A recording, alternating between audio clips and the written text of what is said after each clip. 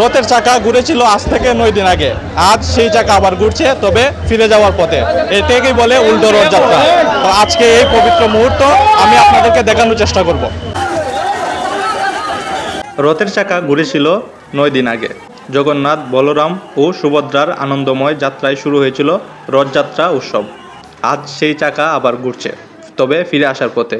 এই ফিরে আসার আনন্দঘন মুহূর্তই উল্টো রথযাত্রা নামে পরিচিত। হবিগঞ্জে আজ বিকেলে অনুষ্ঠিত হয় উল্টো রথযাত্রা।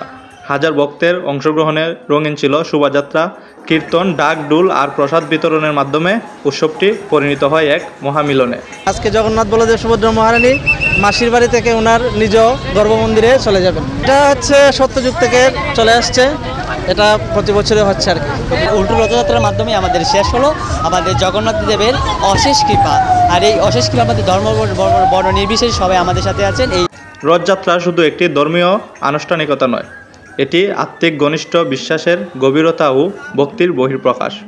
মাসির বাড়ি থেকে জগন্নাথ, বলরাম ও সুভদ্রার ঘরে ফেরার এই রীতি ভক্তদের হৃদয়ে এনে দেয় অন্যরকম প্রশান্তি। 9 দিন ব্যাপী আমরা খুব আনন্দ উল্লাস করেছি। আজকে সেই শেষ দিন, আজকেও সেই আমেজটা রয়ে গেছে। আমাদের এই যে সময়, এই যে জগন্নাথের রথ, এটা একটা মহান একটি রথের যাত্রা। এই রথের যাত্রা অংশগ্রহণে আমরা সবাই ভগবত ধাম অর্জন করতে পারি। আর আমাদের যে সেবা আমরা সবাই সুষ্ঠুভাবে পালন করছি এবং সকল ভক্তবৃন্দকে রথযাত্রা টানার জন্য আমরা সুবিধা করে দিচ্ছি।